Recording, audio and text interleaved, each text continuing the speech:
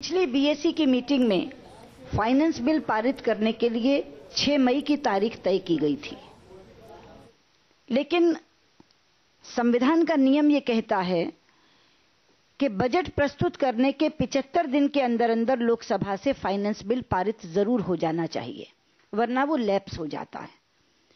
और अगर हम गणना करें तो 30 अप्रैल को वो 75 दिन पूरे होते थे। इस गलती को सरकार ने स्वीकार किया और स्पीकर साहिबा ने यह कहा कि अब एक बहुत बड़ा संकट खड़ा हो गया है। कल 30 तारीख है और कल 12 बजे से पहले पहले ये बिल पारित करके राज्यसभा को भेजना आवश्यक है। तो मैंने रिस्पॉन्ड करते हुए कहा कि हम गैर जिम्मेदार विपक्ष नहीं हैं अध्यक्ष जी। अगर ये संवैधानिक बाध्यता आ गई है तो कल आप रेलवे की डिमांड से लेकर और फाइनेंस बिल तक सारी चीजें पारित कर लीजिए, लेकिन उससे पहले मैं 5 मिनट बोलना चाहूंगी और ये बताना चाहूंगी कि हम इतने दिन से संसद की कार्यवाही क्यों बाधित कर रहे थे और आज हम बहिष्कार क्यों कर रहे हैं। मैंने कहा कि हम बाधक तो नहीं बनेंगे लेकिन भागीदार भी नहीं बन सकते, इसलिए हम उठकर चले जाएंगे। तो उन्होंने कहा ये बिल्कुल ठीक है, आप पहले बोल लीजिए। और उन्होंने लगभग आधा घंटा इसके लिए रखा कि अगर और लोग भी बोलना चाहें, जो रहना चाहें या उठकर जाना चाहें तो वो भी बोल सकते हैं। तो लगभग ये समझ बनी। उसके बाद एक बीएसी की मीटिंग हुई, क्योंकि बीएसी में जो पुराना शेड्यूल था वो बीएसी ही बदल सकती थी। और उस बीएसी की मीटिंग में भी ये तय हुआ कि पहले हम लोग बोलेंगे और उसके बाद 2-1 घंटे के अंदर अंदर सारी कार्यवाही समाप्त हो जाएगी, क्योंकि बिना डिस्कशन के पारित होना था। तो समय की भी कोई कमी या कोई अभाव नहीं था। उसी सहमति के आधार पर आज मैं बोलने के लिए खड़ी हुई।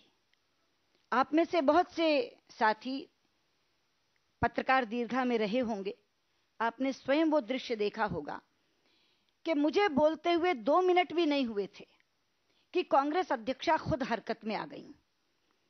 उन्होंने अपने अगल बगल बैठे हुए मंत्रियों से विचार विमर्श किया और उन्हें उकसाया, मुझे डिस्टर्ब करने के लिए उकसाया।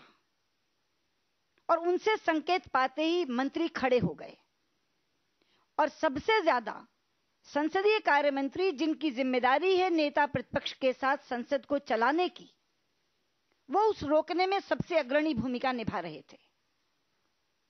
उस समय मुझे एक ही आशा थी कि अध्यक्ष जी पीठ से जरूर मेरा संरक्षण करेंगी और सत्ता पक्ष के लोगों को बैठाएंगी और कहेंगी कि मुझे वो 5 मिनट बोलने दें।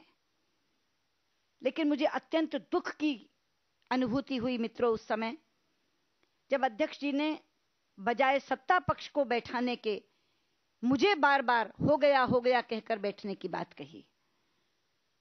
मैं अपनी बात भी मुकम्मल नहीं कर सकी और अंततः हम लोग सदन से बहिर्गमन कर गए। मेरा आरोप है आज इस मंच से, आज इस प्रेस कॉन्फ्रेंस में मैं पूरी जिम्मेदारी के साथ यह आरोप लगाना चाहती हूं कि यूपीए की चेयरपर्सन और कांग्रेस की अध्यक्षा हिंदुस्तान की संसदीय परंपराओं में तनिक भी विश्वास नहीं करती। लोकतांत्रिक संस्थाओं के लिए उनके मन में कोई सम्मान नहीं है और यही कारण है कि उनके नेतृत्व में कांग्रेस के लोग, चाहे वो सरकार में बैठे हैं चाहे सरकार के बाहर, एक एक करके सारी लोकतांत्रिक संस्थाओं को तोड़ रहे हैं। वो सीएजी पर फब्तियां कसते हैं, वो पीएसी में हुड़दंग करते हैं, वो जेपीसी में पक्षपात करते हैं, वो सीबीआई पर दबाव बनाते हैं, वो सुप्रीम कोर्ट को गुमराह करते हैं और संसद में प्रतिपक्ष को बोलने नहीं देते हैं।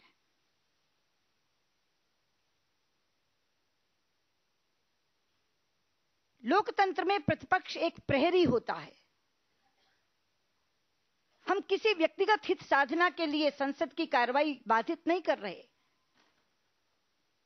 एक के बाद एक घोटाले जो इस सरकार ने किए हैं और उन घोटालों में लिप्त मंत्रियों और प्रधानमंत्रियों को बचाने की ये जिस तरह की हरकतें कर रहे हैं, जिस पर आज सुप्रीम कोर्ट की बहुत तीखी प्रतिक्रिया आई है, मैसिव ब्रीच ऑफ ट्रस्ट कहा है देश के सर्वोच्च न्यायालय ने। मुझे नहीं मालूम कि आज से पहले कभी किसी सरकार को ऐसी तीखी टिप्पणी सहनी पड़ी हो कि देश की सर्वोच्च न्यायपालिका मैसिव ब्रीच ऑफ ट्रस्ट का आरोप लगाए। प्रधानमंत्री कहते हैं कि वो विपक्ष के आचरण के कारण विश्व में उपहास के पात्र बन रहे हैं। मेरा आरोप है कि विपक्ष के कारण नहीं, उनके स्वयं के और उनकी सरकार के आचरण के कारण देश केवल उपहास का पात्र नहीं बन रहा, देश की प्रतिष्ठा विश्व में गिर रही है। उनके इस आचरण और व्यवहार के कारण मित्रों, हमने तय किया है कि आज के बाद स्पीकर साहिबा अगर कोई मीटिंग बुलाएंगी तो ना तो हम स्पीकर की बुलाई गई मीटिंग में जाएंगे और ना हम संसदीय कार्य मंत्री द्वारा की जाने वाली किसी वार्ता में हिस्सा लेंगे। हम प्रतिपक्षी दल हैं, हम जनता की पहरेदारी करने के लिए आए हैं। ये सरकार कहती है कि हम हर तरह की चर्चा के लिए तैयार हैं। जिस सरकार में बैठे लोगों में 5 मिनट नेता प्रतिपक्ष की बात सुनने का धीरज नहीं है, वो चर्चा कैसे होने देगी? और चर्चा ये चाहते हैं इसलिए कि मुद्दा समाप्त हो जाए, क्योंकि लोकसभा के नियम ये कहते हैं कि अगर कोई मुद्दा एक बार चर्चा उस पर हो जाए तो किसी भी विधा के तहत उस सत्र में वो मुद्दा दोबारा नहीं उठाया जा सकता। और चर्चा में दिए गए आश्वासनों से तो ये सरकार रोज मुकरती है। कांग्रेस के अपने तेलंगाना के सांसद बिल्डिंग गेट नंबर 1 पर बैठे हैं। एक ही आरोप है उनका कि सरकार संसद में दिए गए आश्वासन से मुकर गई। तो इसलिए ऐसी चर्चाओं का हम क्या करें? लेकिन अंदर बैठकर जो सहमति बनी, आज ये तय हो गया कि ऑल पार्टी मीटिंग में चाहे जो चर्चा हो, सदन में वही होगा जो सोनिया गांधी चाहेंगी, जो कांग्रेस अध्यक्षा चाहेंगी। ये पहली बार नहीं हुआ है हमारे साथ। हर बार वो स्वयं संचालन करती हैं इस उपद्रव का, वरना 2 मिनट लोग आराम से बैठकर सुन रहे थे, मंत्री भी सारे सुन रहे थे। केवल एक मेंबर खड़ा हुआ था, वो भी 1 मिनट में बैठ गया था। लेकिन उनका संकेत पाने के बाद वो शोर शराबा रुका नहीं और अध्यक्ष जी ने भी मुझे संरक्षण नहीं दिया।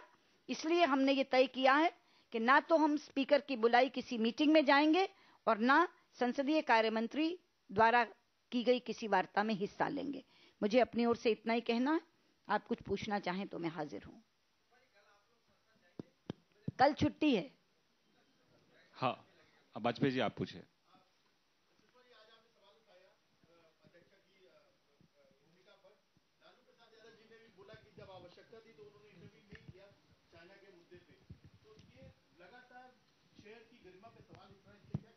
वो मुलायम सिंह यादव ने कहा था, लालू जी ने नहीं कहा था, मुलायम सिंह यादव ने कहा। हाँ, उनका अपना जो भावना थी वो उन्होंने रखी। जो मैंने बोला वो सब आपने देखा है, आप लोग प्रत्यक्षदर्शी हैं जो बात मैंने कही है। सुषमा जी। हाँ हाँ, Dilip ji.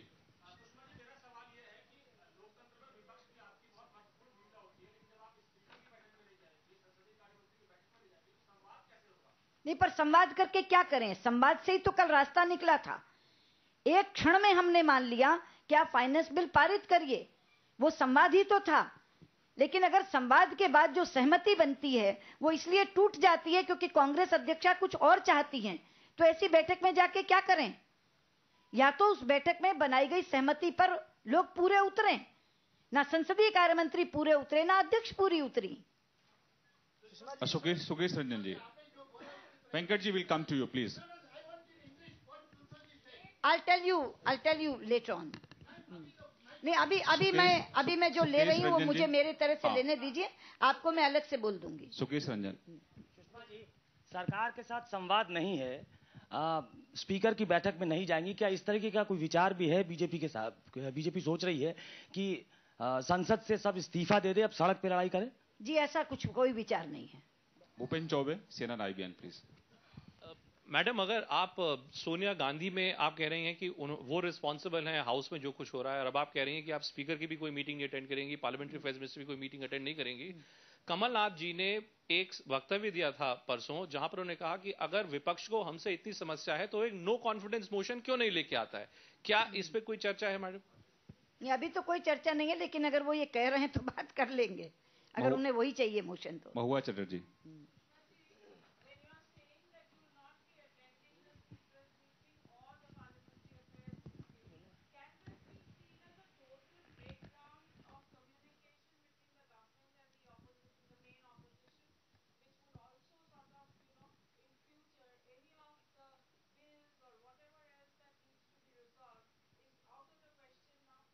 Yes, it is a situation of total breakdown, but the government is responsible for this, not we. Ramnarayan Srivastava. Venkat ji welcome. हर चीज एक सत्र के लिए हुआ करती है, उसके बाद चीजें अगर बदलेंगी तो देखेंगे, लेकिन अभी जो सत्र सामने है उसके लिए हमारा ये फैसला है। वेंकट जी आप। Sushma ji, since now you made a statement you will not take part any meeting. Now can we assume that countdown has begun for the election? Yes, I think countdown of this government has begun. हाँ एक minute Ramnarayan जी हो गया। उषा जी हाँ।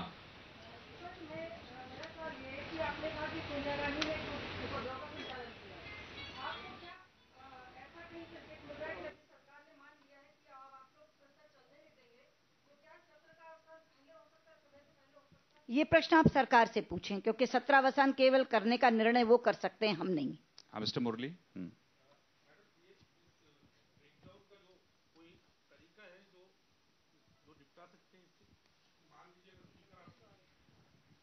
The ball is in the court of government and the speaker. Sujeet Thakur हाँ।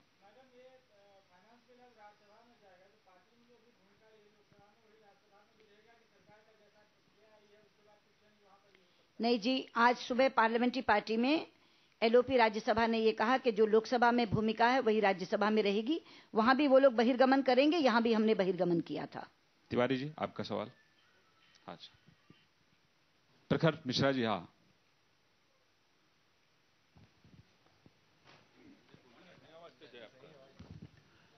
मेरा सीधा सवाल है, आपने कहा जी हाँ